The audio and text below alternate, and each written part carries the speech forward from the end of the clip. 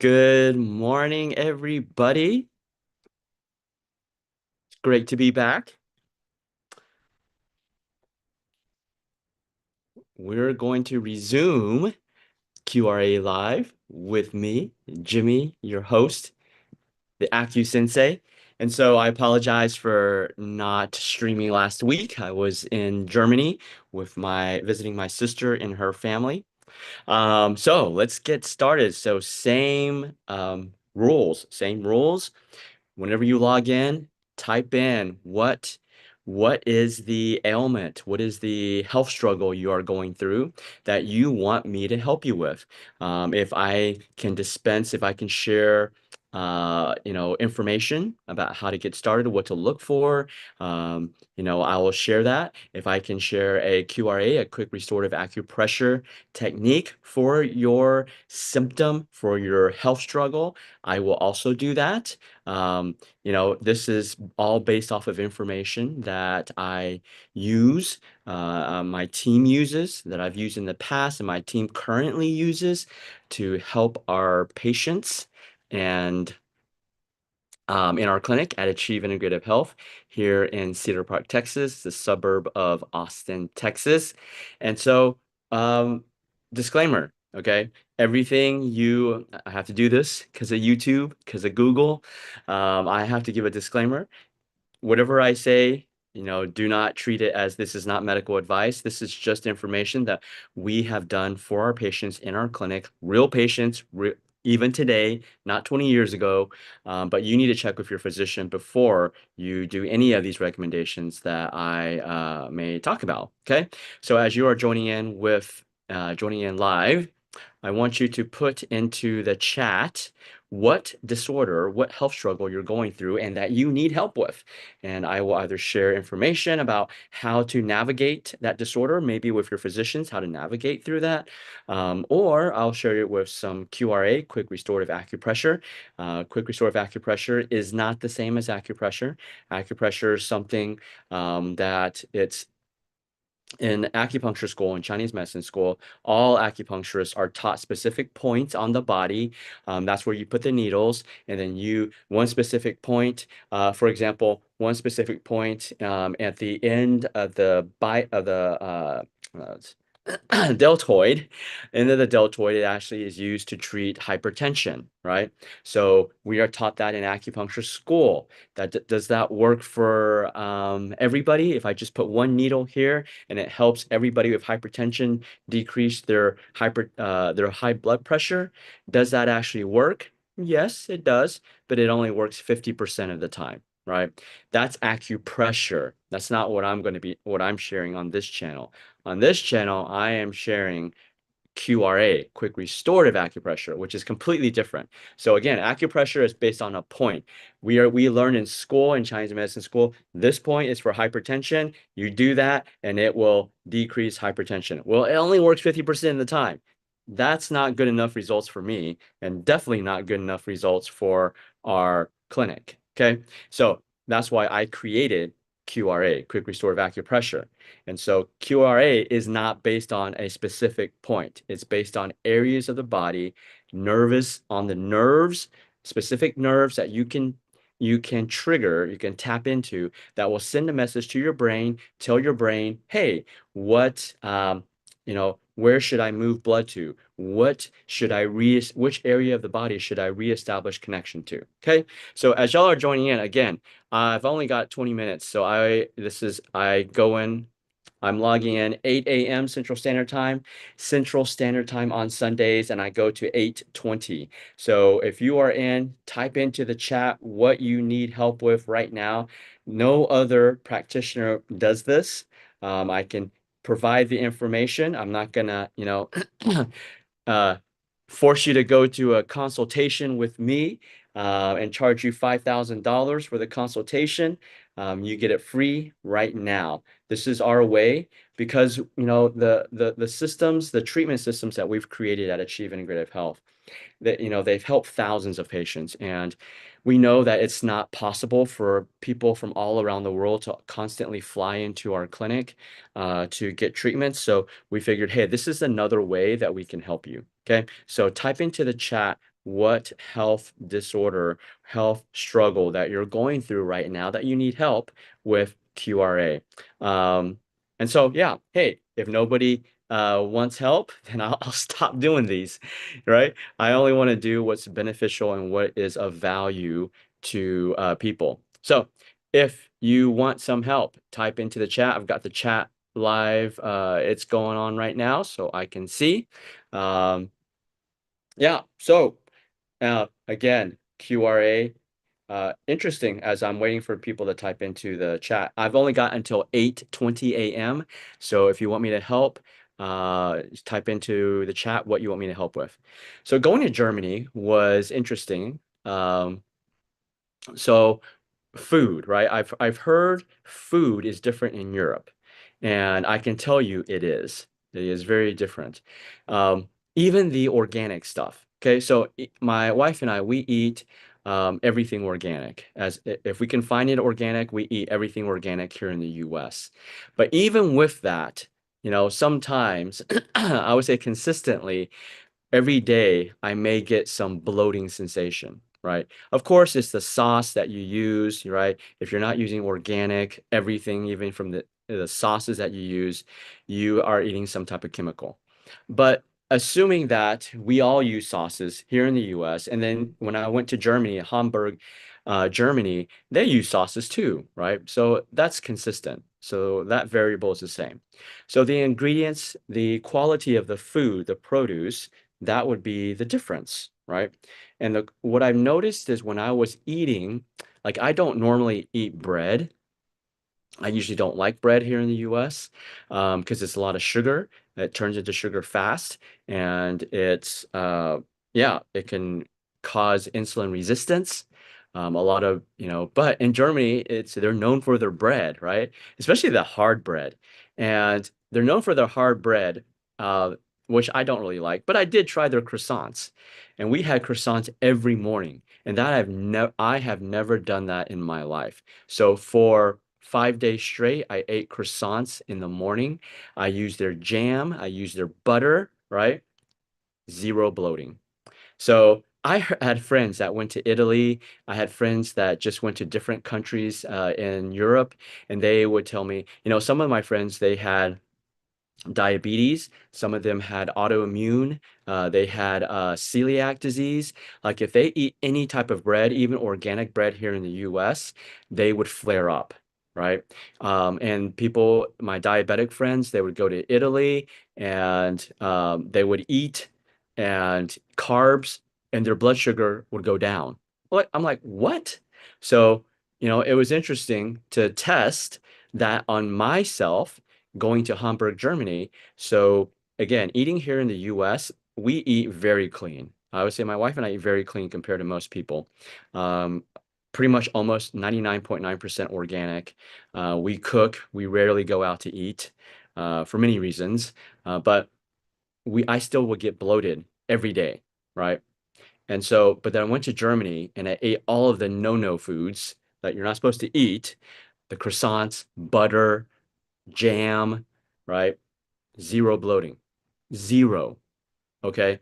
And not only did I eat all of those carbs, I gained 0 pounds in Germany. Like I didn't eat that healthy when I was in Germany. Okay. And so I gained 0 pounds. Why is that? Well, this is the quality of the food, right? So if you don't eat organic here in the US, then you're even worse off. I mean, but in Germany, it's different. You don't have to eat organic. It is true. The quality of their food, their produce is better, is superior than the produce here in the US. Now, that makes no sense because the US has the most money in the world, in the country, the wealthiest country. But, because of these companies, the food industry, right? They want us to eat more food. Here's another thing I noticed in Germany. I rarely saw an obese person. Rarely. I would say 99, I would have to look very hard to find an obese. Now, there were people that were overweight, but not many. But I could not find, I don't even remember seeing one obese person. Compared to here in the US, you can see obese people everywhere. right? So it is not about how much we have to eat here in the US. It is about we are eating too much. We are eating in abundance. And the food that we're eating is causing us to eat more food, right? And that's why if you are interested, so how do you combat that? Well, you do that through fasting, intermittent fasting. I've done a couple of series of trainings on our YouTube channel. So if you haven't subscribed, subscribe, and then you can find some of the intermittent fasting that can help you reset, okay, your metabolic system. But it's something that you definitely, if you're in the US, you definitely have to do because we are in a country of abundance, a country of too much, right? And they noticed this in history in Europe as well, in the early centuries, where in European countries, they started seeing more and more diseases, chronic diseases, when the country became more affluent. They had more money, had more food, right? And that's what the US has become. And, scientists and doctors will say, oh, the reason why diabetes is on the rise, the reason why heart attacks are on the rise, cholesterol, strokes are on the rise, cancer is on the rise, is because now we have the technology to detect them. That is true to a point. But what they don't tell you is that majority, over 90% of all those chronic, I would say 99% of all those chronic disorders are self-induced. Self-induced in the sense that we are choosing the wrong foods to eat. And I love food. Don't get me wrong. I'm a foodie. I love food, all right? You put food in front of me, it's hard for me to say no. So it's a struggle for me to say no when I go out, right? But here in the US, it's not so hard because the food is like triple the price of everywhere else. And it's not as good. So it's not that hard for me. But when you have abundance, look at our pantry. Go into your kitchen, look at your pantry. It's probably full of processed food, right? So processed food is prepared food. If you have anything that is pre-prepared, that is processed. Candy bars, nut bars, those are still processed, right? Um, all of those are processed. You may be thinking, I'm not eating junk food. I'm not going to McDonald's. I'm not going to Burger King. But look at your pantry. Look at your fridge. If your fridge is not produce, not raw ingredients, you're eating processed. You got your mayonnaise, your ketchup, all of those, right? But I ate mayonnaise in Germany. I still didn't get bloated, right? So the ingredients are different. It's because they regulate their food industry a little better. It's not the best, but it is better than here in the US. So, um, okay, it looks like no one has any. I'm just going to keep on talking about my experience in Germany, okay? And yeah, let me know in the comments if you are not, if you don't find these QRA lives beneficial for you. I'll stop doing them because I don't want to force feed people information that they don't want. Okay, so coming back to I've got about 6 minutes. If someone's on, one of you that is on, you want to type into the chat what you need help with. I have 6 minutes to go over with it. Otherwise, I'll finish up the 6 minutes talking about my trip in Germany. Okay. So coming back to Germany, and the food is, the bread is very hard. I don't really like it. I like soft bread, but that's the problem, right? All of the white soft bread we have here in the US, actually Germans don't eat that, but Americans eat that, and that's why Americans, have all these chronic disorders. Um, and so, we the cancers, the autoimmune conditions like Hashimoto's, Graves' disease, rheumatoid arthritis, ulcerative colitis, uh, Sjogren's disease, right? Any autoimmune condition. Here in the US, it's all because of how we eat. Now, yes, the food industry, their job, they're partially to blame because they produce all these terrible food, processed foods. But here's the thing, they don't force the food into our mouths, right? And so for us, one of the complaints that I hear is that oh, it's hard to find fresh organic food. Okay, let's just put aside organic, okay? Because in Germany, not everything was organic. They call it bio, actually. They call it bio. Their word for organic is bio. And I'm gonna side note that I'm gonna sidetrack this, okay? So I went to the grocery store. Almost everything in the grocery store was bio in the produce section. They have a lot of processed food too. Okay. I brought home some chocolate. Germany is known for chocolate. So uh almost everything. But if I come to the grocery when I go to the grocery stores here, almost everything here is conventional. It's not organic. Only a small section of the grocery store is organic. Even Whole Foods, when Whole Foods is known for organic, right? But in Germany, it's called Edeki or something like that. I'm butchering the name. I apologize. But I went to the grocery store. 90% was bio because they have these green labels. 90% of the produce was bio.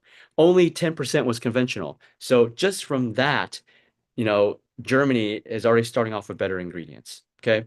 Now, but coming here, forget about organic. Just eat raw or I always say food. Okay. Even if you have to buy conventional food, if you just buy conventional food, you're still better off than buying any processed.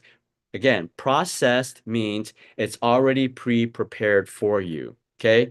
You go into Sprouts and they already have this rotisserie chicken already baked. You go to Costco, they already have this chicken. Okay. That's processed. It's already processed. They already put their seasonings and chemicals already all over it. Right. If you want to eat chicken, you get the chicken, right? And you go bake it yourself or however you cook chicken. Okay. Linda has a question. Have you discovered a way we can make our own bread with the current availability of ingredients? Is homemade sourdough the best way to achieve this? Yes, Linda, it is. Okay. I don't make bread, so I don't know exactly how to make bread. I can tell you Germany's sourdough bread. For the people who love bread, they love Germany's sourdough bread. It is completely different from the US. I don't like bread, so it tastes all the same to me. It's all hard, and I don't like it. Okay. But yes, if you make it from scratch, okay, make things from scratch. Get in the habit of that. Another thing I noticed about German is they're not in a hurry a lot, right? Here in the US, it doesn't matter where you live in the US, in the country, even if you live in the country, everything is so rushed, right? Like that's why social media is so popular right now because everybody wants things now. In Germany, people take their time. I'm not saying this is good. I'm not saying this is bad. I'm just telling you what I've observed. Okay. Prefer My preference, I like efficiency. I found a lot of things in Germany very inefficient. Okay. But that's their lifestyle, right? Their lifestyle is more slow, laid back. They're not in a hurry. And so they prepare things. So they spend time, not everybody, but they spend time to make food. Here in the US, we're always trying to how can we eat on the go? We're not thinking about how can we block off time in the morning when we get up to just sit down, relax, pray, or talk with your kids, not rush them off to school. School just started here in the US. Why not block off time, block off an hour before you actually have to leave? That means, yes, your kids have to wake up earlier. You have to wake up earlier. And what else does that mean? That means you have to go to bed earlier, right? But we choose not to go to bed earlier. We choose to watch Netflix. We choose to play video games. We choose to party, to drink beer, wine at night, late. That's why we can't wake up. Okay. Now, I'm not saying all Germans are like this. Okay. I'm not saying that. I mean, Germans were partying a lot too. Okay. Um, I'm just saying, hey, these are the things that I observed. I'm not saying it's right. I'm not saying it's wrong. I think we can go to every culture and learn their good, healthy habits. So one thing is to not be so rushed, right? Does that mean that you will accomplish less? Maybe. Does that mean that you'll make less money? Maybe. Does that mean that you won't be able to enjoy certain things? Maybe. But that's up to you about what's the most important thing in your life. The other thing that I noticed about Hamburg, Germany is they bicycle everywhere. Like they don't use motorcycles, right? Which is very weird. It's not bad. So that's probably one of the reasons why. So they're either walking or they're bicycling. Like they have set bike lanes and they're strict on their bike lanes. Like you can't be walking in the bike lane. All right. So they have lots of bike lanes everywhere around the city. Everywhere. It's everywhere. It's not in Austin, we have it some places and then some places we don't, right? Um, but in Germany, they will always have a bike lane everywhere because everybody bicycles everywhere. Like like manual bicycle, not electric bicycles like I see here in Austin. In Austin, I see very little like manual bicycling. Many people have electric bike. I have an electric bike. Okay, I'm not knocking on them because I have one too. And so that's probably why people are just naturally in their daily lives exercising. They're not intentionally doing it. That's how my sister and my brother-in-law, they have a car, but they don't use it. Like when they came to pick me up at the airport, their battery died. Why? Because they haven't used their car because they bicycle everywhere. So both my sister and my brother-in-law, they're both physicians, and they work. My brother-in-law works in a hospital, and he bicycles to his work. He's a surgeon, and he bicycles to his work every day. That's what everybody does. Here in Austin, most specifically Texas, our public transportation sucks. We have to drive everywhere. We're sitting. Like I I didn't walk as much as I would in Asia. Like in Asia, I would walk 5 to 6 miles every day without even noticing. In Germany, I walked about 4 miles a day without even trying, right? So these are the things we have to I don't like to say we're slow down. I like to say be more intentional to walk. Like they have elevators, obviously, right? But when I'm in Germany, when I'm in Asia, I choose to walk upstairs, right? And so it is our choice. Yes, our government in the past has not done a good job with regulating the pharmaceutical industries. They have not done a good job in regulating the food industry, the insurance industry, the medical insurance, health insurance, all of those things. That is a fact. But that does not prevent you from being healthy. That does not prevent you from living a life, a high quality life where you can do whatever you want whenever you want, in the sense of not being limited by your health. Here in the US, majority of the population, we are limited by our health. You ask someone, hey, are they healthy? Everybody's going to tell you yes, right? But the reality is they know deep inside they're not because they just lowered their standard. They lowered their standard of living in the sense of they really want to go out and play tennis, but they can't, right? Because they got rheumatoid arthritis, they got or osteoarthritis, or they got some type of uh, um, GI problems, right? Stop letting our health here in the US, right? Stop blaming other people, other, yes, other, I already named all those organizations, even our government. They're doing a poor job. They were doing a poor job. Hopefully they're getting better.